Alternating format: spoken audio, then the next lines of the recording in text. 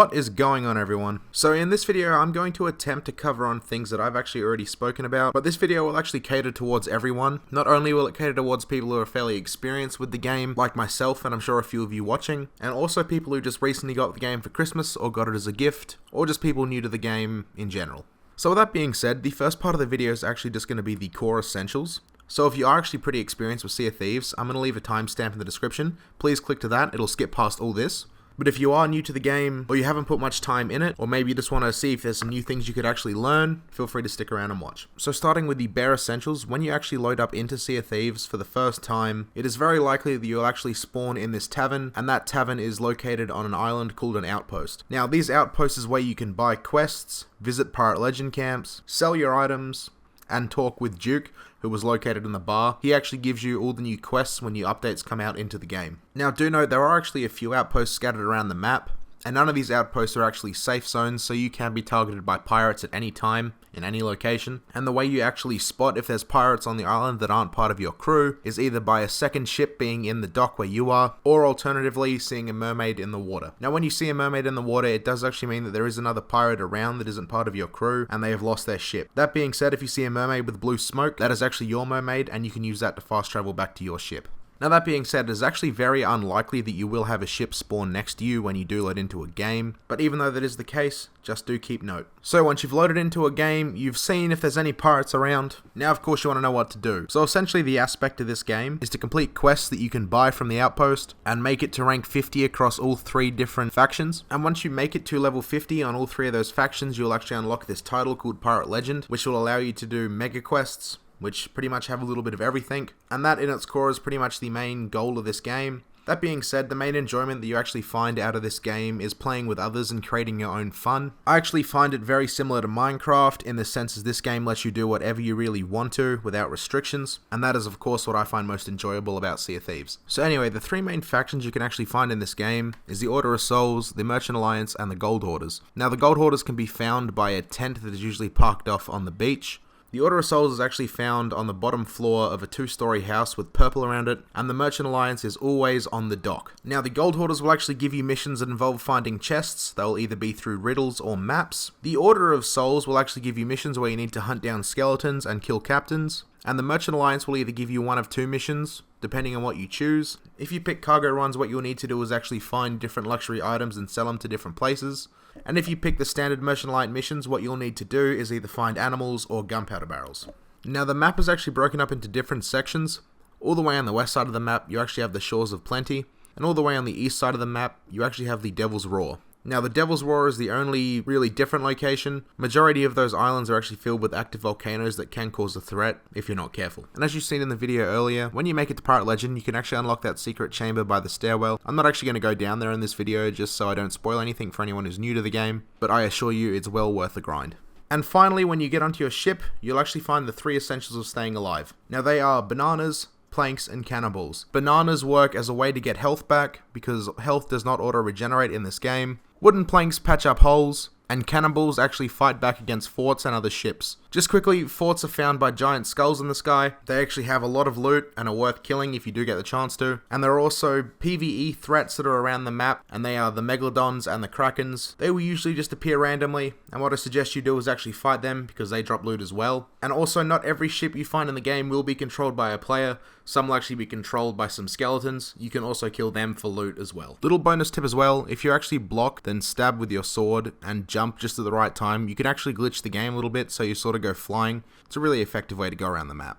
So with all that covered, that's pretty much all the essential tips you need to know in Sea of Thieves. Now if you've made it all the way to this video without skipping, awesome, but if you have skipped to this part, this is actually where we get into the more advanced stuff. And even though I do say advanced, I'm fairly sure some of you guys here are actually going to already know these tips, but when I say advanced, I sort of mean it on a general basis, not just any specific basis. Now all these tips have really helped me and I found them extremely useful, so hopefully these tips actually work as well for you as they do for me. So the way we're actually going to structure this part of the video is we're going to do it in 3 different main sections, or categories I guess, starting with PvP, then we'll move to PvE, and then we'll just finish with tips and tricks. Now if you don't really know what PvP is, it's actually player versus player.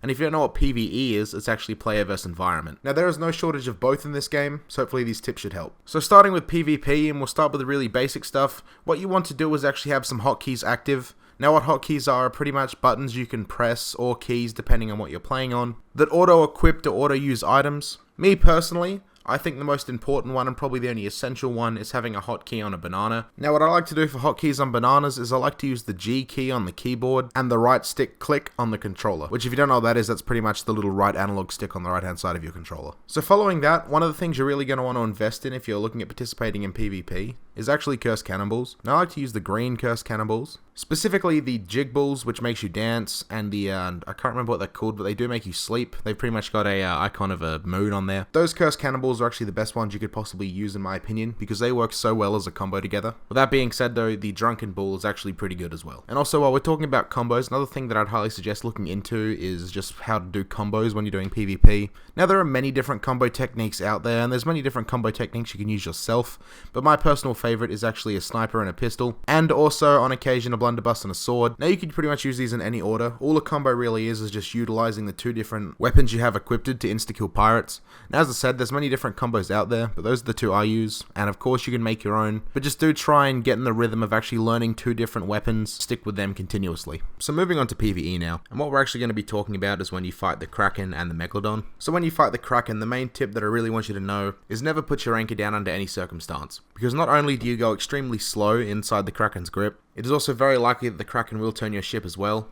So even if you are trying to get out of it, or you want to kill it, lowering your anchor is never a good idea. If you really want to stay in there and fight the Kraken, what I suggest you do is actually rise the sails up and never drop the anchor. And if you want to take on the Megalodon, what I highly suggest you do is actually raise the sails but don't drop the anchor. Pretty similar to what you actually do for the Kraken. And when you have actually pretty much come to a stop, what I suggest you do is hard lock the wheel either left or right, then spin in circles. That is the most effective way to avoid bites and actually take shots at the Megalodon. But if you do plan on escaping the Megalodon, what I suggest you do is actually head as quick as you can to any island. The Megalodon will usually despawn when you actually get too close to any island. And when taking on forts, what I highly suggest you do is actually point your cannon so they're always facing the fort door. And as well as that, position your ship so it's actually extremely close to the watchtowers, because that's the best way you can actually keep those skeletons alive so they can shoot other ships that do actually get close to you.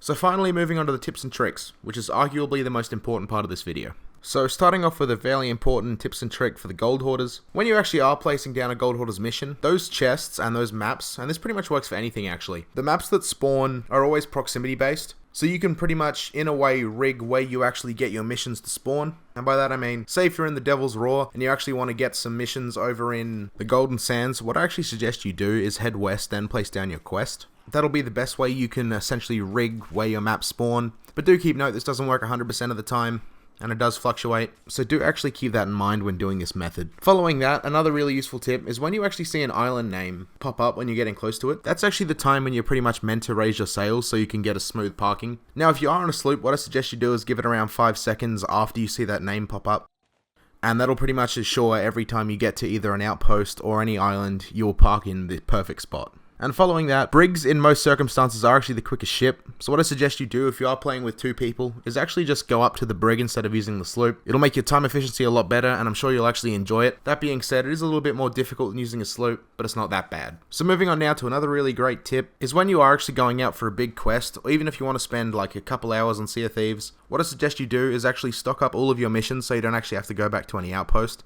Unless of course you do merchant missions, because I actually think they are time based. And if you do that, what you can pretty much do is every time you complete a quest chain, you can just keep rolling another quest chain and just continuously doing all the missions. So you can just go for one big giant cell. Now, of course, you need to be really confident when doing that, because if you do get killed, say at the end of your quests, you can lose everything. So do sort of get an idea of how friendly or hostile everyone is in the game, and also how many people are actually in your server. With that being said though, do keep note that it is possible to actually change server.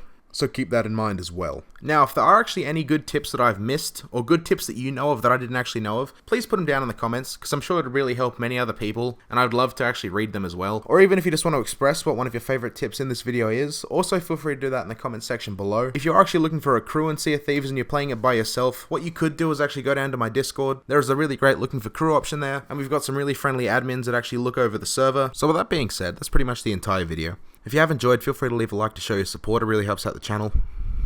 If you want to see some more Sea of Thieves guides and Red Dead Redemption guides, what I suggest you do is hit that subscribe button. And also if you want to enter a giveaway that I got going on, it's actually on my Instagram. That'll be linked down in the description. And all you really need to do to enter that is just subscribe or follow one of my accounts on Instagram. So that being said, that's pretty much the entire video. Thanks for watching. And if you just got the game for Christmas, hope you like it. So yeah, I'll see you all in the next one.